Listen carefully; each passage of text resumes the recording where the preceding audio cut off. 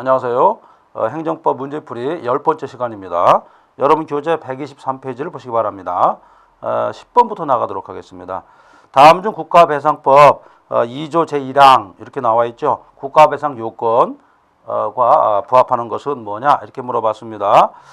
자, 몇 번이 답입니까? 3번으로 답을 해주시기 바랍니다. 공무원의 고의 또는 과실에 의한 불법행위가 성립해야 된다. 자, 여러분들 국가배상법은 중요한 것이 제2조와 그죠? 제2조와 그 다음에 제5조가 중요하다고 그랬죠. 제2조는 공무원이죠. 공무원의 불법 행위로 인해서 상대방이 손해를 봤을 때 청구하는 그런 요건이 규정되어 있고, 다음으로 5조는 뭡니까? 영조물이죠. 그래서 영조물에 해당하는가 그렇지 않은가가 매우 중요하죠.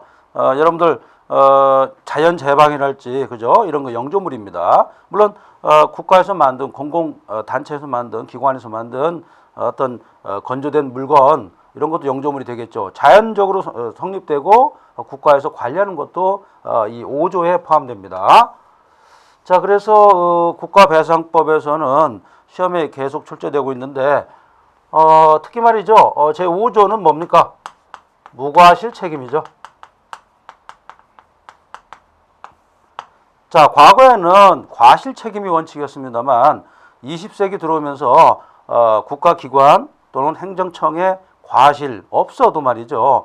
책임을 지게끔 이렇게 발전이 됐죠.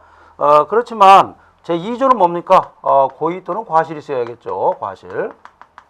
여러분 고의라는 것은 여기서 말하는 고의라는 것은 말이죠. 어떤 의사라든가 지적 판단 기준 이런 거 있었을 경우고, 과실은 뭡니까? 예견 가능성이라고 볼 수가 있어요.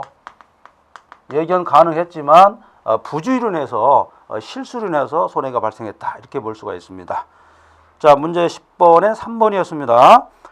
자, 11번 보세요. 다음 중 국가배상의 설명 중 옳은 것을 골라라 했는데, 자, 1번을 보세요. 처분의 위법을 원인으로 국가배상 청구권은 그 원인 관계에 비추어서 공권으로 봤다 이렇게 됐는데 공권이 아니죠. 사건으로 봤다 이렇게 봤습니다. 틀렸고, 2번입니다. 공무원의 부작위라는 건 뭡니까? 부작위는 여러분 자기와 부작위가 있는데 부작위는 뭐냐면 기대되는 특정 행위를 하지 않은 것이죠. 특정 행위를 하지 않은 것입니다. 않은 것이 부작위입니다. 그럼 부작위는 아무것도 없는 무입니까? 그건 아니죠. 무는 아니다는 얘기입니다. 부작위가 아무것도 없는 무는 아니라는 겁니다. 아시겠죠? 자, 여러분들 11번 계속 보겠습니다. 자, 2번이 답인데 두 번째 줄 보세요. 공무원의 부작위가 위법해야 된다. 그렇죠. 자기도 위법해야 되지만 부작위 역시 위법해야 손해배상을 국가배상을 청구할 수 있는 거 아니겠습니까? 알아두시기 바랍니다. 자, 다음 페이지 124페이지예요. 역시 국가배상법 계속 나오겠죠. 자, 이 국가배상법 제2조가 계속 문제되는데 2조는 말이죠. 2조의 손해의 범위에는 위자료도 포함됩니다. 그래서 위자료라는 건 뭡니까? 이거는요, 정신적 손해다. 이렇게 볼 수가 있죠. 그래서 위자료, 물론 물질적인 손해뿐만 아니라 정신적인 손해도 국가배상법 제2조에 포함된다. 이렇게 보시면 되겠습니다. 자, 여러분들 지금 국가배상법을 지금 공부하고 있어요. 국가배상법은 시험에 반드시 한 문제가 출제됩니다. 자, 12번은 답 4번이 되겠죠. 자, 13번이에요. 역시 국가배상법 제2조입니다.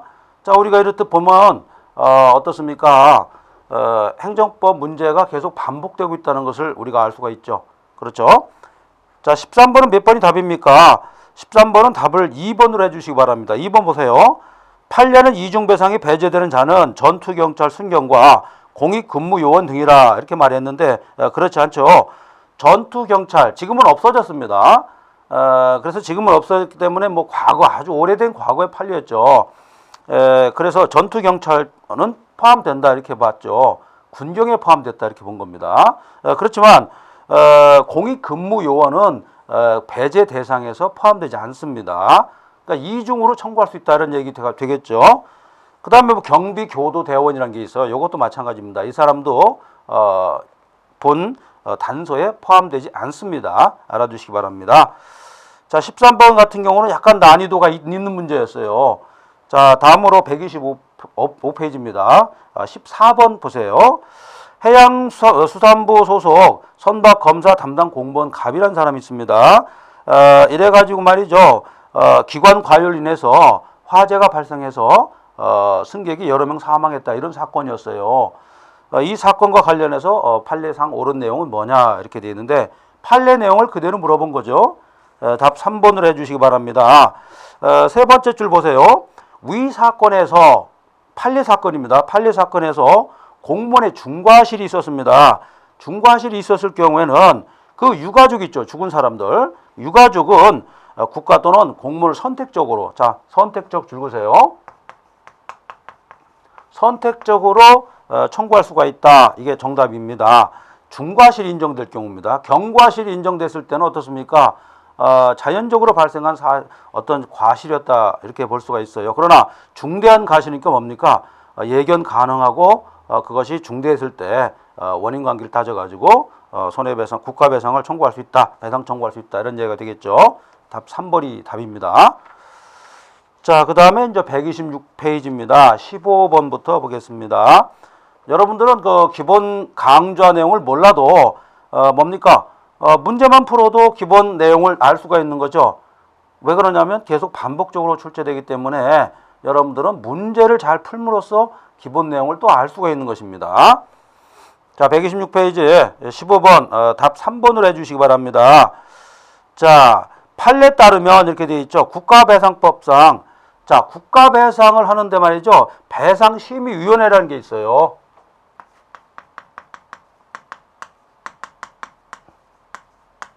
배상심의위원회에서 어떤 결정을 내리죠. 이런 결정은 말이죠, 행정처분이 아니라는 것이 판례의 태도입니다.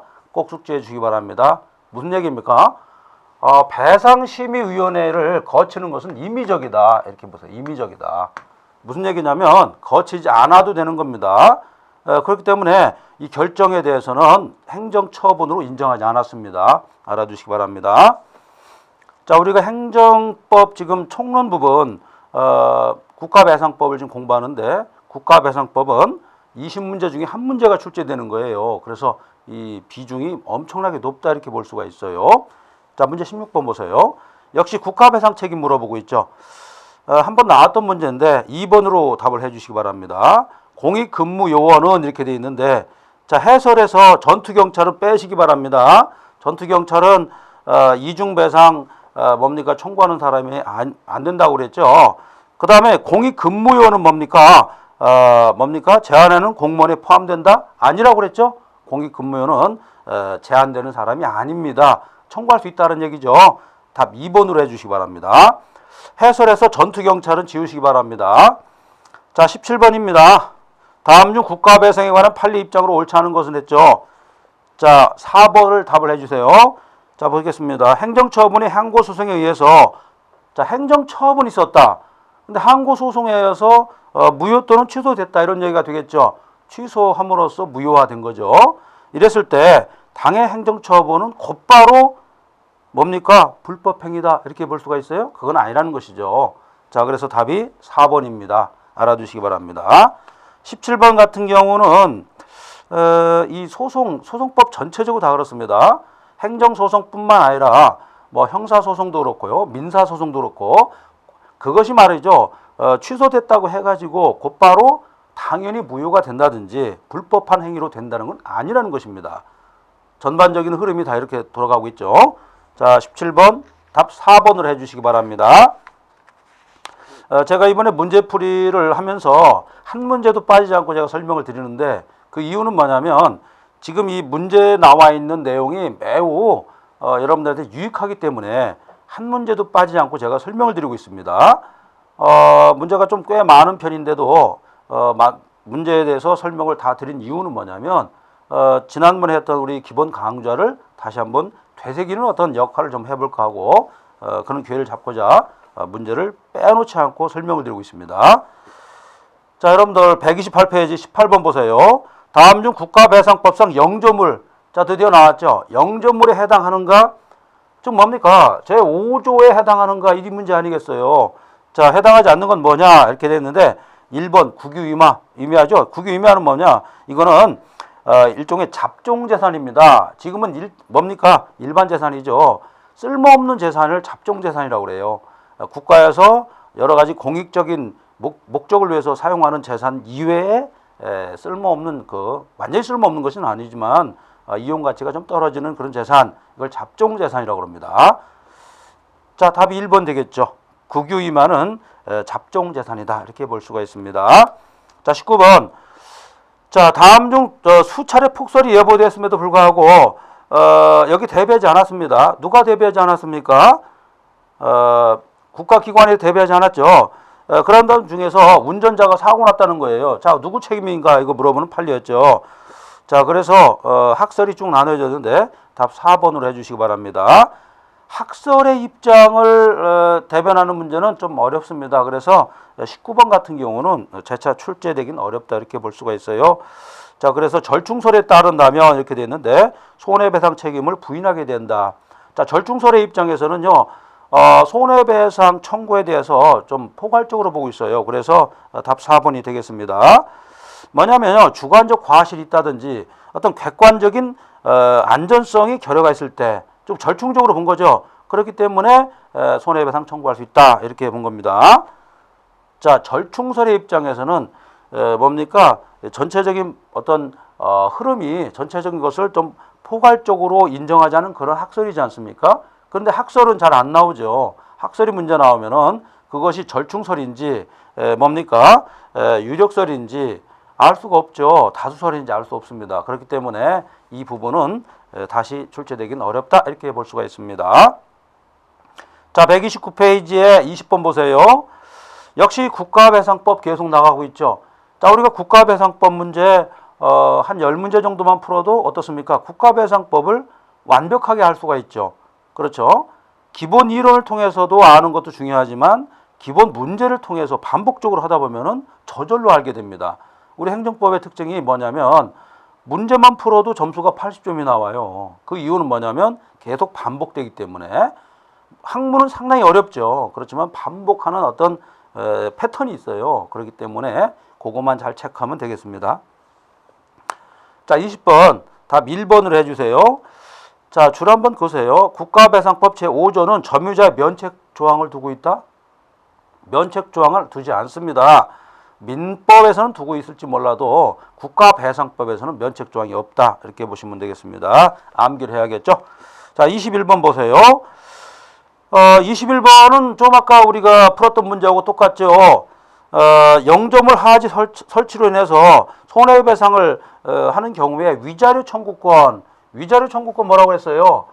정신적 손해라고 그랬죠. 정신적 손해는 포함되지 않는다고 그랬어요? 포함된다라고 그랬죠. 자, 그래서 답이 5번이 되겠습니다. 똑같이 출제됐죠? 자, 알아두시고. 자, 130페이지입니다. 역시 국가배상법 제5조 또 물어봤죠. 손해배상 책임에 대해서 옳지 않은 걸 골라라 했는데 제 차도 나왔었죠. 3번 보세요. 국가배상법 제5조는 과실 책임이라고 그랬습니까? 아니죠. 무과실 책임이라고 그랬죠. 그죠? 자, 여러분들은 이제 키워드를 찾아내는 그런 연습을 해야 돼요. 키워드가 중요합니다. 자, 그래서 답 3번이에요. 23번 국가배상법 5조입니다. 자, 국가배상법 5조 같은 경우에 3번을 보세요. 지방자치단체장이 설치할 점점점 해놓고 교통신호가 있습니다. 교통신호가 고장났을 때 자, 국가가 말이죠. 국가가 배상 책임을 져야 되는가 이런 얘기인데 판례는 배상 책임 지라 이렇게 나와 있습니다. 알아주시기 바랍니다. 왜냐하면 국가가 비용 부담자예요. 교통신호등 같은 경우는 뭡니까? 관리를 누가 합니까? 지방경찰청장이 하죠. 그렇지만 국가에서 비용을 부담하라 이런 얘기가 되겠습니다. 답 3번이 되겠죠. 자, 131번이에요. 24번.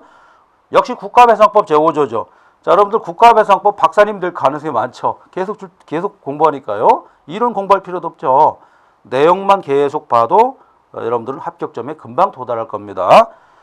자, 몇 번이 답일까요? 옳지 않은 것. 자, 4번 이런 문제가 나올 수가 있어요. 판례는 예산 부족 가지고 말이죠. 면책 사유로 보고 있다. 자, 예산이 없어가지고 영조물 관리에 대해서 설치 하자가 생겼는데 여기에 대해서 관리를 부적절하게 했다 이런 얘기가 이렇게 되겠죠. 자, 뭡니까? 예산이 부족하다고 해가지고 사고 났을 때 면책 조항 될 수 없다는 것이 판례의 태도예요. 자, 답 4번을 해주세요. 자, 예산 부족 같은 경우는 어떻습니까? 일종의 핑계로 볼 수가 있죠. 그죠? 적절하지 못한 그런 핑계로 볼 수가 있다. 이런 얘기가 되겠죠. 자, 25번입니다. 다음 중 국가 배상 책임에 대한 설명으로 옳은 걸 골라 그랬죠. 답 3번으로 해주세요. 자, 3번 보세요. 공무원이 자기 소유 자동차로 공무 수행 중에 사고 났다 이런 얘기입니다. 거길 줄을 딱 끄세요.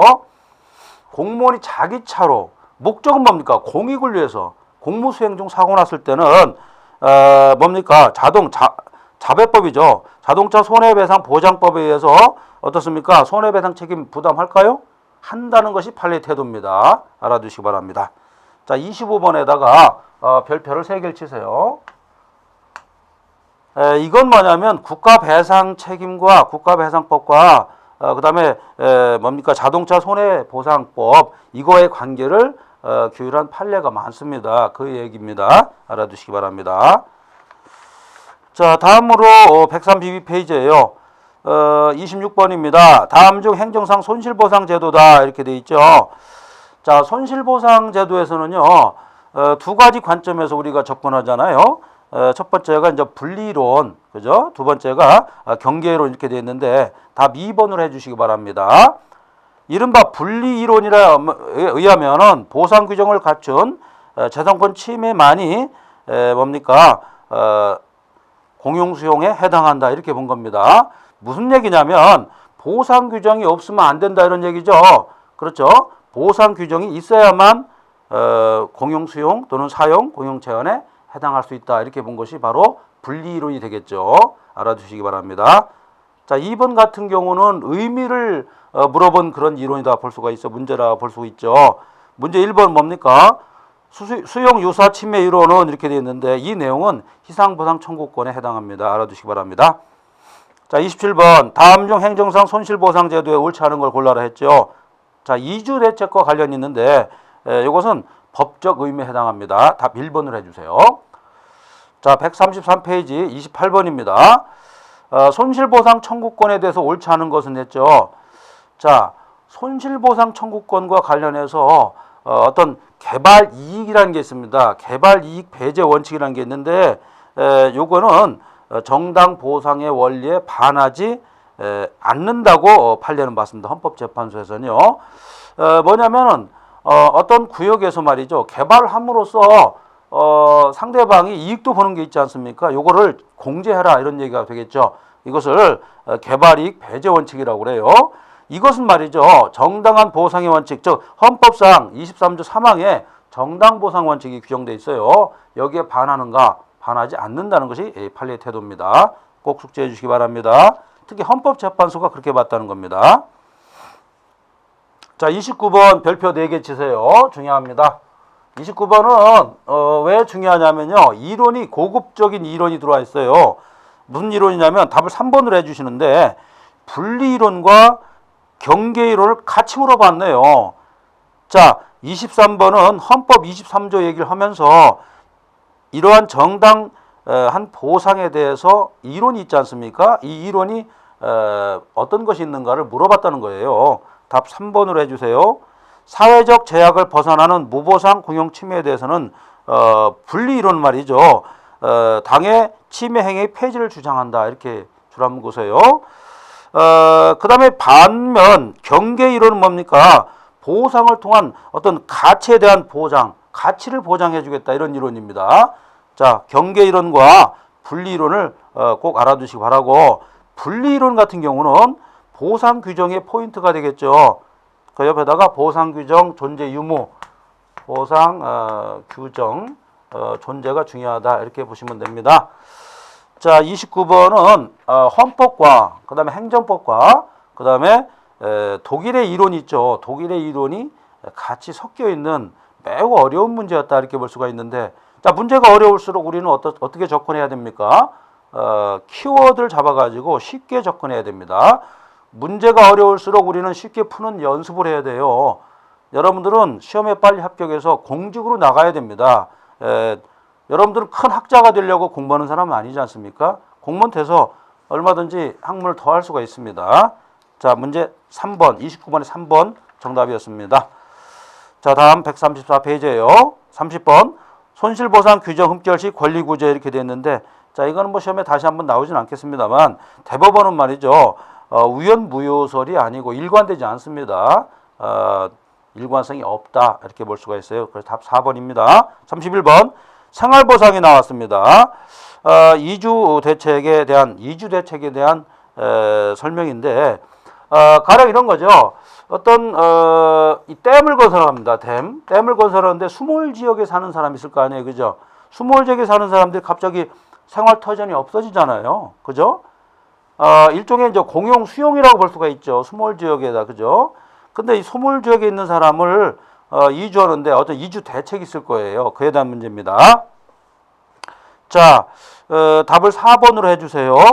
사업 시행자는 이주 대책을 수립할 뿐 그 내용 결정에서 재량권을 갖는 건 아니다.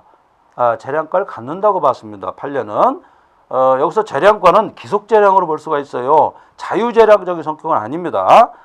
과거에 말이죠. 우리나라가 이 댐 공사를 할지 이런 수몰 지역이 많아요. 그래서 여기 뭡니까 생활터전이 몇 수십 년, 많게는 몇백 년 동안 계속 살아오다가 갑자기 다른 곳에 살려고 그러니까 어떻습니까? 적응을 못하겠죠. 여기에 대한 보상 차원에서 문제되는 것이 바로 생활보상, 그 다음에 이주대책입니다. 자, 135페이지 32번 보세요. 보상 지급의 원칙이 아닌 것은, 자, 3번 해주 쉽죠? 이것은 물건별 보상 원칙이 아니라 개인별, 사람에 따라서 보상한다는 것이 원칙입니다. 자, 33번 행정상 손실보상제도 설명으로 옳은 걸 골라라 했죠. 자, 3번을 해주세요. 자녀지 수용 청구권 이렇게 되는데 그 요건을 구비할 때는 형성권적 성격을 갖는다. 자, 뭐냐면은 어떤 토지가 이렇게 있는데요. 이 토지의 일부분만 수용하지 않았어요. 그럼 이 일부분 쓸모가 없겠죠. 이 자녀지까지도 수용 좀 해달라는 청구입니다. 그러나 이 청구권에 의해서 말이죠. 요건을 구비했잖아요. 그러면은 반드시 해줘야겠죠. 형성권이다 이렇게 볼 수가 있죠. 자, 우리가 형성권 그러는데 뭡니까? 형성권은 권리의 발생, 그 다음에 권리의 변동, 권리의 소멸과 관련된 그런 권리를 부여하는 것, 이걸 형성권이라고 그랬죠. 자, 문제 답 3번이 되겠습니다. 자, 여러분들 그 행정법 문제 이렇게 계속 나가고 있는데 좀 스피드하게 지금 나가고 있죠. 그 이유는 뭐냐면 스피드하게 나가야 여러분들이 기본 이론과 매치가 돼요. 한 문제 가지고 너무 지나치게 집착하는 것도 오히려 좋지 않다 이렇게 볼 수가 있습니다. 자, 136페이지 34번이에요. 재산권에 대한 손실보상. 자, 손실보상 제도는 적법한 공권력에 의해서 상대방이 손해를 봤다 이런 얘기가 되겠죠. 자, 무엇이 답일까요? 2번입니다. 자, 가격의 변동이 있을 때 말이죠. 뭡니까? 개발 이익이 발생했다 이렇게 되어 있는데 가격 변동, 즉 개발 이익이 발생할 때 보상액 산정, 특히 공익사업에서 개발 이익을 고려해야 된다, 안 한다? 판례는 어떻게 봅니까? 불고려, 고려하지 않는다고 봤죠. 답 2번이 되겠습니다. 자, 35번입니다. 다음 중 행정상 손실보상 요건 나와 있죠.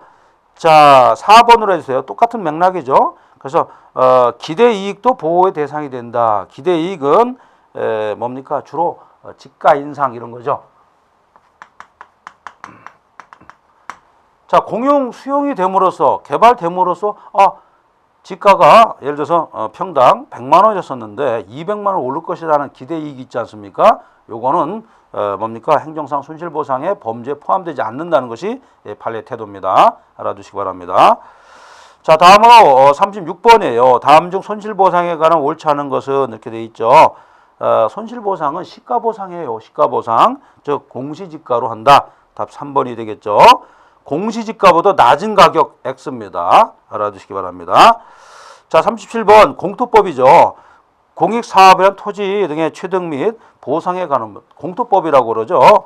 옳지 않은 걸 골라라 했는데 인정되지 않는 것은 정신적 손해배상입니다. 알아두시기 바랍니다. 자, 이 공토법상 손해배상과 우리가 좀 아까 공부했던 국가배상법상 손해배상은 다르죠. 국가배상법상에서는 위자료, 즉 정신적인 손해도 가능했죠. 그러나 공토법상에서는 정신적인 손해를 배제했다. 이렇게 보시면 되겠습니다. 37번 3번이에요. 자, 다음 페이지입니다. 38번이에요. 다음 중 공용 수용 나와 있죠. 답 3번으로 해주시기 바랍니다. 자, 사업 시행자가 과실 없이 줄구세요. 실수가 없었다 이런 얘기죠. 진정한 토지 소유자 알지 못하였어요. 그런데 등기부상 소유 명의자로 피수용자를 확정했다 이런 얘기죠. 자, 이것은 위법할까요? 적법할까요? 적법하다는 것이 판례 태도입니다. 자, 사업 시행자는 말이죠. 뭘 믿어야겠습니까? 등기부 등본만 믿었다는 거죠. 등기부 등본은 뭡니까? 상대방으로 하여금 누가 소유자인지 알게끔 쉽게 만든 서류를 등기부 등본이라고 그래요. 등기부죠. 그죠? 이런 얘기입니다. 그래서 공시력이 따르죠. 그래서 이걸 믿은 사업 시행자는 피수용자의 자초지종을 몰라도 된다는 얘기죠. 거기 나와 있는 명의대로만 하면 되겠죠. 이런 얘기입니다. 자, 38번 중요했습니다. 자, 39번 자녀지 청구권인데 답 3번으로 해주시기 바랍니다. 39번 한번 나왔던 거죠. 공도법 제74조에 나와 있습니다. 알아두시기 바랍니다. 자녀지 청구권 할 수 있다고 그랬죠. 요 남은 자녀지 가지고 효용 가치가 없기 때문에 여기에 대해서 청구할 수 있다 이렇게 볼 수가 있죠. 자, 40번 별표 4개입니다. 중요합니다. 수용유사 침해이론. 수용유사 침해는 공용수용으로 가자는 거예요? 아니면 공용수용 가지 말자는 겁니다. 공용수용으로 가자는 거죠. 여기에 대한 또 학설 이론이 두 가지가 있다고 그랬죠. 분리이론과 뭐가 있습니까? 경계이론이 있죠. 분리이론은 뭡니까? 우연성을 제거하자에 포인트가 있어요. 우연성 제거. 분리이론 말이죠. 우연성 제거에 포인트가 있고 경계이론은 뭐냐? 보상을 목적으로 합니다. 보상에 포인트가 있어요. 즉 보상 규정 존부에 포인트를 둔 것이 바로 경계이론이 됐다. 이렇게 볼 수가 있습니다. 자, 그래서 답 2번인데 경계이론을 하다 보니까 경계이론은 말이죠. 수용유사 침해이론과 직간접적으로 연결될 수가 있다. 이렇게 볼 수가 있어요. 그래서 수용유사 침해이론은 경계이론과 밀접하다. 이렇게 볼 수가 있습니다. 40번은 이론 문제 중에서도 매우 고급스러운 문제예요. 왜냐하면 독일의 이론이 그대로 왔기 때문에 이해하기 쉽지 않습니다. 그렇지만 키워드를 공부한다면 문제 푸는 데 큰 지장이 없다 이렇게 볼 수가 있어요. 자, 41번입니다. 공법상 결과 제거 청구권. 자, 불법한 결과가 계속 남아 있어요. 그럴 때는 상대방 또는 주변 사람들은 말이죠. 어떻게 청구할 수 있을까요? 불법의 결과를 적법 상태로 빨리 돌려달라고 결과 제거 청구할 수 있죠. 이 얘기입니다. 자, 답 3번으로 해주시기 바랍니다. 가행의 위법 또는 가해자의 과실이 필요하다. 과실은 필요 없고 그 다음 위법도 필요가 없겠죠. 알아두시기 바랍니다. 무슨 얘기냐면 가해자가 말이죠. 아무런 의식 없이 상대방에게 피해를 줄 수가 있다는 얘기예요. 그런데 피해의 결과는 뭡니까? 불법이 발생했다는 얘기죠. 그래서 결과가 불법이 발생했으니까 그걸 좀 없애달라는 청구권이 바로 공법상 결과 제거 청구권이다. 이렇게 보면 됩니다. 알아두시기 바랍니다. 자, 42번은 별표 또 4개 치세요. 자, 이런 문제는 말이죠. 케이스 문제인데 좀 어려워요.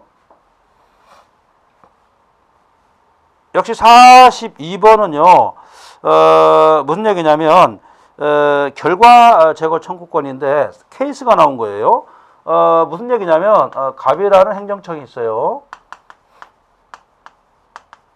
행정청이 있는데 상대방이 있죠. 상대방이 누구냐면 을이라는 사람이 있는데 을이라는 사람이 누구냐면요. 여기서는 복지시설 운영자예요. 운영자인데 운영자가 을이라고 봅니다. 그 다음에 뭡니까? 무주택 상태에 있는 자, 뭐 이쪽에 노숙자였겠죠. 노숙자, 병이 있습니다. 이렇게 이 사람이 무주택자였어요. 무주택자, 집이 없는 자. 뭐 구체적 사실은 뭐 제가 추측은 가지만 무슨 얘기냐면 집이 없어가지고 뭡니까 복지시설이니까 아무래도 이 사람이 이제 직업도 없고 그다음에 이제 방황을 하는 그런 노숙자 이런 사람이었을 가능성이 크죠. 구체적인 뭐 사람 이름까지 있지만 뭐냐면 이 사람이 말이죠 6개월간 그 행정청에서는 복지시설 운영자한테 야, 이 사람을 6개월간만 어떤 보호 좀 해달라 복지시설에 이렇게 했다는 거죠. 그런데 뭡니까 이 행정청은 6개월 이후에 지나면 뭡니까 을이라는 사람은 복지시설 운영하는 사람 아니에요, 그죠? 그렇기 때문에 6개월이 지나가지고 병한테 나가라는 의사표시를 했다는 거예요. 그런데 나가진 않고 말이죠. 이 병은 말이죠. 문고리도 부시고 방의 일부를 파손하고 막 이랬다는 거죠. 이랬을 때 뭡니까 C가 좀 뭡니까 병이 파손한 부분에 대해서 과연 이 을이 말이죠. 이 파손한 내용까지 결과제거 청구할 수 있느냐 이게 판례 태도인데 할 수 없다는 것이 판례 태도입니다. 답 3번이 되겠죠. 자 후미를 보세요. C가 파손한 부분에 대한 원상회복 청구는 청구할 수 없다는 것이 판례 태도입니다. 알아두시기 바랍니다. 결과를 재고하라는 것은 원상으로 그대로 되돌리라는 말은 아니란 얘기예요. 아시겠죠? 자 42번은 케이스 문제인데 상당히 난이도가 높은 케이스 문제였습니다. 알아두시기 바라고. 43번 공토법상 문제를 물어봤죠. 옳지 않은 걸 골라라 했는데 역시 3번 한번 출제됐었죠. 두 번째 줄 보세요. 토지 등의 가격이 변동되었을 때 이를 고려한다? 고려하지 않는다고 그랬죠. 공토법상은 알아두시기 바랍니다. 다음 44번부터는 뭐냐면 외국의 옴부즈만 제도와 비슷한 거예요. 특히 스웨덴, 유럽의 옴부즈만 제도는 뭡니까? 국회에서 임명하죠. 그 다음에 전체 행정 전체 또는 뭡니까? 민원에 대해서 포괄적으로 통제하는 그러한 뭡니까? 제3의 기관을 옴부즈만이라고 그래요. 그런데 우리나라는 어떻습니까? 외부 통제가 아니고 내부 통제죠. 어디서 합니까? 똑같진 않지만 국민권익위원회라는 게 있어요. 국민권익위원회는 누구 소속입니까? 대통령 소속이 아니라 국무총리 산하에 있어요. 자, 이런 면에서 국민권익위원회는 어떤 성격을 가지고 있을까요? 내부 통제다. 그죠? 내부 통제. 이런 성격을 가지고 있습니다. 옴부즈만 제도는 외부 통제예요. 그죠? 외부. 국회에서 임명했고 국회에서 임명했기 때문에 행정부에 대해서 당당하겠죠. 그러나 우리나라 국민권익위원회는 뭡니까? 행정부에서 임명했죠. 그렇기 때문에 당당할 수가 없겠죠. 내부 통제에 그칠 수밖에 없다. 이런 얘기입니다. 자, 그래서 답 2번으로 해주시기 바랍니다. 어떤 사건이 발생했을 때 마지막 그 조치에 대해서 국민권익위에 통보할 필요까지는 없다. 그랬는데 필요해야겠죠. 통보해야 됩니다. 해야 어떤 결정을 하겠죠. 위원회에서. 답 2번이 되겠죠. 자, 45번입니다. 142페이지에 부패방지법 나와 있죠. 역시 똑같죠. 1번 어디가 틀렸을까요? 대통령 소속입니까? 국무총리 소속이라고 그랬죠. 자, 그래서 답 4번이 되겠습니다. 누구든지입니다. 누구든지 고충 민원을 신청할 수 있다. 이렇게 되어 있습니다. 자, 46번입니다. 답 3번으로 해주세요. 판례하면 민중소송, 민사소송의 확인소송에 요청되는 보충성이 무효등 확인소송이 그대로 적용된다. 그렇지 않다고 봤습니다. 여기서 말이죠. 확인소송은 바로 확인의 이익을 구하는 소송입니다. 여러분들 민사소송에서는요. 확인을 이익을 구하는 소송이 있는데 이 요건을 모두 충족해야만이 무효등 확인소송을 제기할 수 있다. 이렇게 본 것이 아니라는 겁니다. 좀 어렵죠? 답 3번이 되겠습니다. 자, 143페이지 47번이에요. 자, 이거 기본적이죠. 행정쟁송. 우리나라 행정쟁송에서 뭡니까? 이것은 시심적 쟁송이다 이렇게 됐는데 복심적 쟁송이다 이렇게 볼 수가 있죠. 뭐냐면요. 행정심판이 있을 때 또는 행정처분에 대해서 그걸 취소하라는 쟁송이 되겠죠. 그렇기 때문에 이건 뭡니까? 어떤 사건, 어떤 행정처분을 다시 뒤엎는 그런 성격이다 이렇게 볼 수가 있죠. 복심, 뒤엎는다 이렇게 본 거죠. 그래서 답이 5번입니다. 자, 48번 보겠습니다. 48번 행정소송에 대한 설명으로 옳지 않은 것은 답 2번을 해주세요. 판결시가 아니라 처분 시설이 답입니다. 49번 아래 판례에서 처분성 부정되는 거. 자, 49번은 별표를 3개 치세요. 자, 행정소송으로 가는 것은 말이죠. 다른 소송 절차가 있는 경우는 행정소송으로 갈 필요가 없습니다. 자, 여기서 3번을 보세요. 검사가 공소를 제기했다. 그럼 어디로 갑니까? 형사소송으로 가죠. 굳이 행정소송 거칠 필요가 없습니다. 그렇죠? 답이 3번 되겠습니다. 이런 문제 꼭 알아두세요. 자, 144페이지예요. 행정소송법상 소의 변경. 소를 제기했지만 소를 또 사정 변경에 의해서 소를 또 약간 바꿀 수가 있죠. 이걸 소의 변경이라고 합니다. 답 1번으로 해주세요. 자, 원고의 신청이 있어야 됩니다. 원래 이거 당사자주의인데 당사자 처분권주의 또는 당사자주의라고 그러죠. 이거를 원고의 신청도 없는데 법원에서 마음대로 바꿀 수 있다. 말이 안 되겠죠. 답 1번이 되겠습니다. 자, 51번 보세요. 입증 책임 또 문제인데 거의 뭐 안 나오는 문제인데 답 3번을 해주세요. 입증 책임은 원고가 가진다. 이게 정답이 되겠죠. 그래서 두 번째 줄 원고가 3번 원고가 입증 책임을 지지 않는다. 원고가 진다. 이렇게 보면 되겠죠. 다른 법에서도 마찬가지입니다. 원고가 지는 게 원칙이에요. 자, 알아두시고 52번입니다. 역시 한 번 또 나왔죠. 처분시설이 정답입니다. 한번 나왔던 거예요. 자, 145페이지 53번이에요.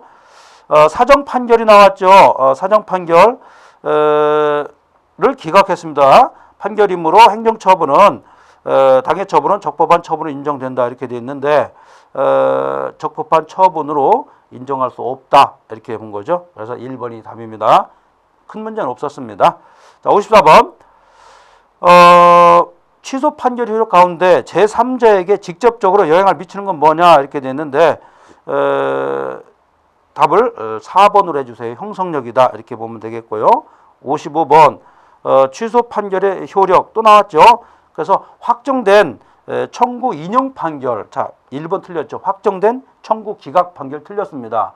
인용이 돼야 제3자에게도 미칩니다. 꼭 알아두시기 바랍니다. 자, 그렇게 알아두시고 원래 이 뭡니까? 취소 판결의 효력의 형성력이라는 것은 인용이 됐을 때 발생하는 거예요. 인용이 됐을 때 제3자에게도 효력이 미친다. 이렇게 보시면 되겠죠. 알아두시기 바랍니다. 자, 146페이지 56번 답 4번으로 해주시기 바랍니다. 4번으로 해주세요. 판례는 취소 판결의 사유가 절차나 점점점 이렇게 됐죠. 위법 사실을 보호해서 다시 재처분한 것도 가능하다. 이건 뭐냐면요. 소송법의 특징 중에 하나입니다. 하자를 뭡니까? 보수해가지고 화자를 치유해가지고 말이죠. 절차를 유지하겠다는 절차 유지의 원칙이라는 게 있어요. 절차를 유지해서 발전적으로 나가겠다는 그런 성격이에요. 답 4번이 되겠죠. 57번입니다. 다음 중 행정소송법상 취소소송에 대한 틀린 것은 골라라 이렇게 되어 있죠. 답 4번을 해주세요. 처분 등을 취소하는 확정 판결은 당사자 이외에 제3자에게 효력이 미치지 않는다 이렇게 됐는데 제3자한테 미친다고 그랬죠. 알아두시기 바랍니다. 자, 58번이에요. 다음 중 항고소송 대상이 되는 처분이 뭐냐 이렇게 물어봤죠. 자, 58번은 좀 난이도가 있는 문제인데 다시 한번 또 출제될 수가 있습니다. 4번을 답을 하시는데 왜 4번이냐면요. 거기 두 번째 사업계획서라는 게 있어요. 사업계획서에 대해서 부정적, 그러니까 어떤 사업을 벌이는데 중간 정도에다가 부정적인 의사표시를 했다는 거예요. 이것도 과연 처분성 인정할까 이런 얘기인데 인정한다는 것이 판례의 태도입니다. 즉 사정 결정이나 예비 결정이라는 게 있어요. 어떤 장기적인 어떤 계획을 잡았을 때 중간에 말이죠. 사전 결정하는 또는 예비 결정이라는 게 있는데 이것도 상대방에게 중대한 어떤 불이익을 준다든지 이익을 준다든지 어떤 권리의 변동이 있을 수가 있지 않습니까? 그렇기 때문에 처분성을 인정한다는 것이 판례의 태도입니다. 자, 우리가 지금 취소 판결의 효력이랄지 행정소송법상 취소소송에 대해서 살펴보고 있습니다. 자, 행정법에서는요. 행정법에서는 마지막으로 우리가 권리구제를 밟는 것이 바로 행정소송 절차입니다. 자, 우리 이번 시간에 공부한 것은 이 부분에 대해서 살펴봤는데 여러분들 문제가 좀 어려운 부분도 있었습니다. 많은 복습을 해주시고 다음 시간에 다시 뵙도록 하겠습니다. 수고하셨습니다.